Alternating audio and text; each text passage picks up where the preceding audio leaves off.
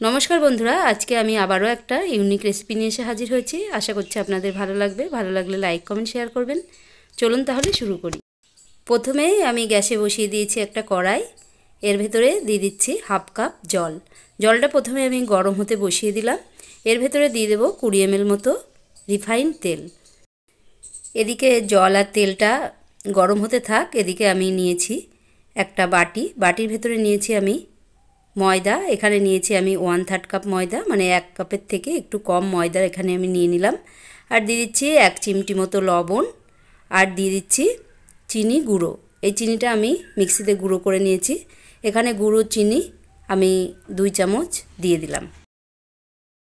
এবার সব শুকনো উপকরণ আমি একটা চামচের সাহায্যে ভালোভাবে মিশিয়ে নিচ্ছি, যাতে চিনি, লবণ আর ময়দাটা ভালোভাবে মিশে যায়। মেশানো হয়ে গেছে। এদিকে দেখুন জলটাও ফুটতে শুরু করেছে। তেল আর জলটা এভাবে ফুটে উঠেছে। এবার আমি এর ভেতরে যে ময়দাটা রেডি করে রেখেছি সেই ময়দাটা অল্প অল্প করে অ্যাড করে দেব। বন্ধুরা, এই টাইমে গ্যাসের ফ্লেমটা একটু কমিয়ে দিতে হবে। কমিয়ে দিয়ে ধীরে ধীরে নেড়ে নিতে হবে। দেখুন এইভাবে একটা সফট ডো আমি তৈরি করে নেব। আস্তে আস্তে নাড়তে নাড়তে একটা ডো তৈরি হয়ে যাবে। দেখুন বন্ধুরা, কত সুন্দরভাবে ডো তৈরি হয়ে গেছে আর প্যান থেকে একদমই ছেড়ে আসছে।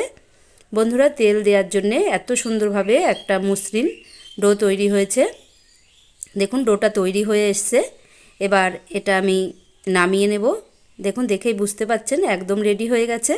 এবার আমি এটা নামিয়ে একটা বাটির ভেতরে রেখে দেব। দেখুন বন্ধুরা, এটা আমি নামিয়ে নিলাম।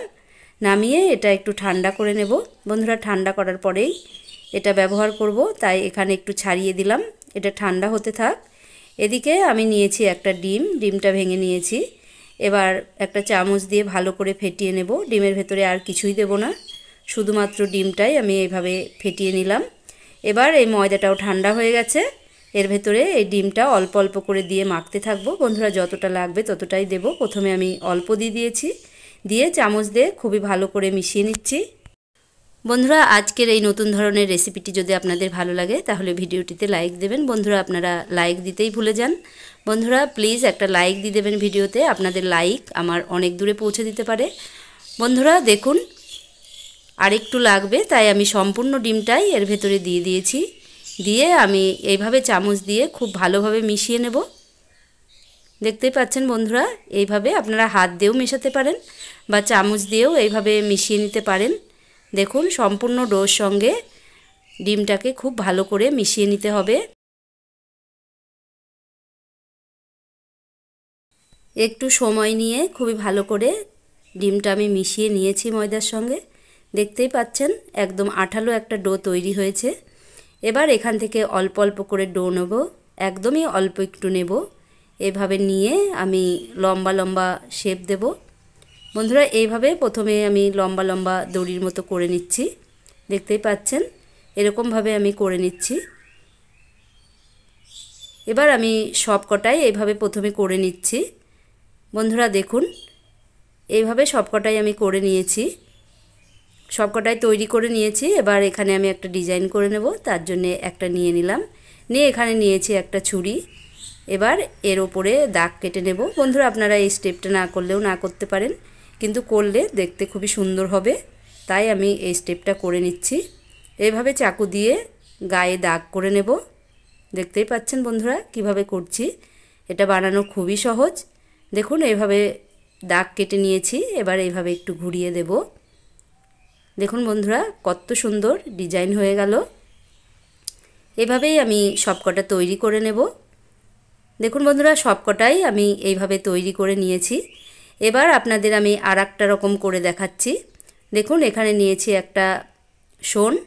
এই শোন দিয়ে আমি এইভাবে দাগ কেটে নিচ্ছি। দেখতে পাচ্ছেন বন্ধুরা কতটা সহজ। এভাবেও আপনারা করে নিতে পারেন। বন্ধুরা, এই স্টেপটা না করলেও অসুবিধা নেই, নর্মাল করলেও খেতে একই রকম স্বাদ লাগবে, কিন্তু দেখতে সুন্দর লাগবে, তাই আমি এই স্টেপটা করে নিচ্ছি। বন্ধুরা, এটা চায়ের সঙ্গে খাওয়ার পারফেক্ট একটা স্ন্যাক্স। আপনারা বাড়িতে এটা বানিয়ে রেখে দিতে পারেন, চায়ের সঙ্গে খেতে পারেন। দেখুন এইভাবে সন্না দিয়ে আমি দাগ দিয়ে নিয়েছি। এবার একটু ঘুরিয়ে দিলেই এটা রেডি হয়ে যাবে। দেখতেই পাচ্ছেন বন্ধুরা কত সুন্দরভাবে ডিজাইন তৈরি হয়ে গেছে। সবকটাই আমি এইভাবে তৈরি করে নিয়েছি। আর গ্যাসে বসিয়ে দিয়েছি কড়াই, তাতে দিয়ে দিচ্ছি তেল। এবার এগুলো ভেজে নেব। বন্ধুরা, এগুলো একদম মুচমুচে একটি মিষ্টি ধরনের স্ন্যাক্স তৈরি হবে, চায়ের সঙ্গে পারফেক্ট একটা রেসিপি। বন্ধুরা দেখুন, এইভাবেই আমি সবকটা দিয়ে দিচ্ছি। এটা আমি মিডিয়াম ফ্লেমে ভেজে নেব। বন্ধুরা, আমার এক ব্যাসেই সবকটা ভাজা হয়ে যাবে, তাই একে একে সবকটাই আমি এক ব্যাসে দিয়ে দিয়েছি।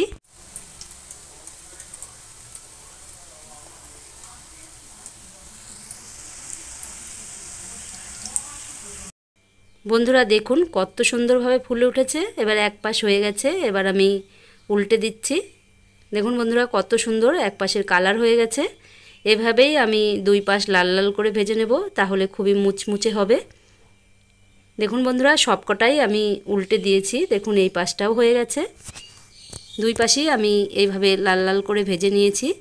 বন্ধুরা, এবার আমি এগুলো নামিয়ে নেব। দেখতেই পাচ্ছেন কতটা সুন্দর হয়েছে। বন্ধুরা, এবার আমি এগুলো নামিয়ে নিচ্ছি।